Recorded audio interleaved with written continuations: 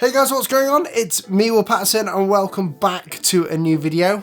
Something that I haven't done in a long time is ask you guys if you've got any questions for me. I have not done a Q&A in a long time, and that's probably because I haven't been live streaming to answer any questions. So in the community posts on YouTube, I am picking out some of the best questions that I get on there, the ones with the most thumbs up, and I'm going to answer your questions today, and it's probably got something to do with design or just the channel in general. Side note, a little vote.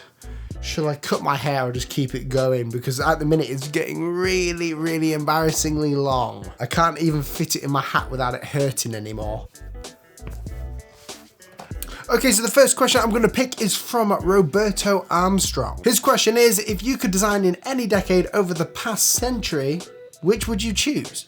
Now, this is a hard question for me to answer because I do absolutely love vintage typography. You know, I love the old style look of things, but because we're in an age of the internet where inspiration is a click away and that you can like help each other and learn faster and you don't have to go to school or university or anything to learn these things, I think I would prefer to be where I am now. I want to design in this decade because I love modernism and I also love vintage work. You can learn a lot. And as years go by, we're all learning new things and design is changing like crazy. So I think I'd prefer to be in this century now. The next question is from a guy called Abdallah Mohammed, and he asks, should I work in a company or freelance? And how can I get my first piece of client work? Well, Abdallah, I think that you should do whatever you want to do. I don't think there's any shame in working in a studio or being employed by a company to be an in-house designer. I think these are really good jobs to have.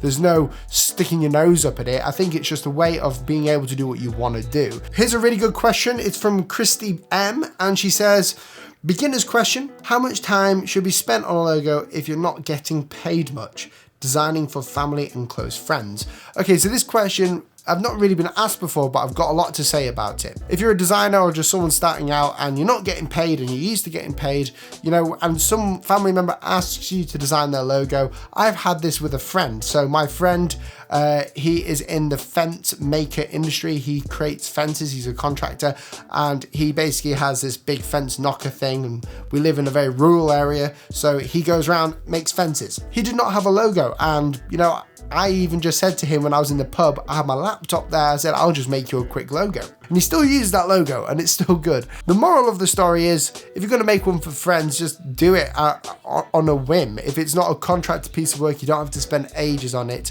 You can just have an agreement saying, yeah, I'll spend like maybe an hour on this logo, even less than an hour, or I'll just draw something up for you. And if it goes somewhere, if your company goes somewhere from this, then you know we can talk again about spending more time on it. Someone says, and I don't know his name, can't even pronounce it. He says, do you sometimes feel like you're not skilled at all and are just actually pretending to know your craft? No. I mean, I think you're just trying to have a little dig here at me, but I will answer this as a question. If you've ever been educated to know something called imposter syndrome, if you haven't, you know, I'll put a definition up or put it in the description. It's where you basically don't feel like you feel like you're a fake. Everyone in a business industry, a lot of people experience this, like people who are talented in something and they get caught up in it. You know, for instance, if someone's getting promotion after promotion, or you know, they don't think they're as good as they actually are in something, they will feel like this. I don't know if he's just having a dig at me at this, but if he's not, I think anyone in here who feels like, oh, you know, I'm a bit of an imposter in the design industry, that's pretty normal. I even spoke about it with Chris Doe on our interview that we did at Adobe Max on our little collaborative video. It's an important thing to try and like nip in the bud, and you do that by just trying to ignore it and just doing your work and letting your work speak for itself. Here's a good question that again no one really asks, which is this: how do you deal with a client that does not have much information and is not sure of what they want? So how do you actually deal with these people? So most of the time, if you're working for a new company or someone who has never done a logo rebrand before or any sort of branding, they won't know what to do. They'll just ask you, and your job is to tell them. So one thing I want to make clear, when you are actually working with a new client, you can't discriminate them based on their knowledge of what you do. So they may say to you, oh, I've got some ideas of what I want. And most of the time they say that to me and I say, no, I'll take a look at them just to see where you're at, but we probably won't roll with these ideas. Your job is to get the information out of them, and you do that by giving them a questionnaire. So I have a questionnaire that I send to them before we even talk, and that's just so I can get the right answers to the questions that I'm going to be asking in my head. You can look at these questionnaires online. There's a bunch of them. Logo Geek has one on his website, I think. And if they don't know what they want, that's okay, and that's a good thing. If a client doesn't know what he wants, that is exactly where you want to be. If a client knew what he wanted, then you would not be a designer, you would be a producer. You'd be producing work for them. You would not be designing or creating anything. Our jobs is to basically take their company and in collaboration with their interests and their goals is to create an icon or a symbol for that company that just speaks to the company. It's just something that marks uniquely that company. So if they don't know what they want, it's your job to tell them what they want. Joseph says, do logo designers or in general get paid well? Well, designers in general can get paid well, but again, it's one of those things where you'll see a lot of them getting paid well and a lot of them don't. I get paid pretty well for what I do in the design industry, and that's because of my work and the business pricing structure that I've got on. I've done a lot of research into how to make money. It's not just that I was born with it. It was basically something that I worked very hard at. And I stuck to my guns and took risks. That's how I did it. Now, designers in general, do they get paid well?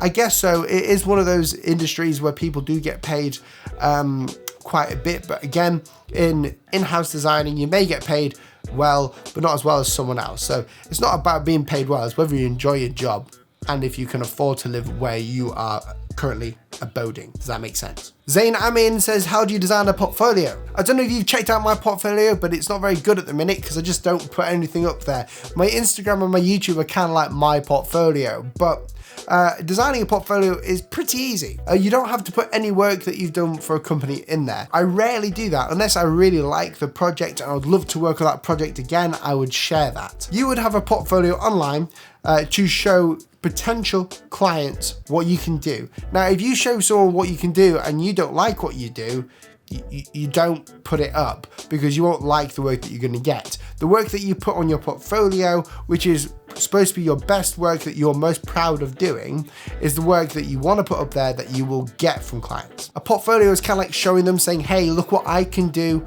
come and work with me on this. Let me be part of your brand. So to create a portfolio, you take your most proud pieces of work, whether they're real or fake, or they're just something that you've enjoyed doing. You explain every step and you have easier ways of viewing it, and then you may have a case study. Clients want to know if you know your stuff, and clients don't really care about your background education too much. They care about what you can do today and whether you can prove it by showing your work. Okay, last question. Viral Tribe says this, hey, Wilson. My name's not Wilson. I'd love to know how to write a logo design proposal. Okay, so a proposal for a logo design is where you're giving a client your proposed solution to their problem. So that's the first thing you need to understand. A proposal is proposing your solution. And you do this by making sure that you have checkmarked all of their goals. So when you get a brief from a client, you will normally have a bunch of check marks, something here, something here, something here. It needs to be, fun for the 20s and 30s young adult market. It needs to be colorful and it needs to, fit here. So you've got 3 goals. If you can, in your proposal, show them how you can do this, how this is happening within the proposal, how you can make it fit here, or how it is targeted towards the young adult market, then that is how you do it. You structure it around basically saying, I did this because you asked for this. That's the way it works, really. I also do proposals on video calls, so I don't just write them out, but I explain to them in person what I've done and why. And that's because of my type of client base with new startups and rebrands. But I might make a video on how to properly write a proposal because it's a big question. The main answer to it, though, is you write the proposal like you are solving a problem. So this is how I would solve your issue. So your issue is you need a new logo. Well, I solved it with this one that does this, this, and this for you. We've got this other idea as well. So within my proposal, sometimes I don't just have one logo, I have three, and I propose the three different logos with all their different solutions. But guys, thank you so much for watching this video. I hope you enjoyed it. If you have enjoyed it, please press that red subscribe button down below so you never miss out on videos that I'm bringing to you every week.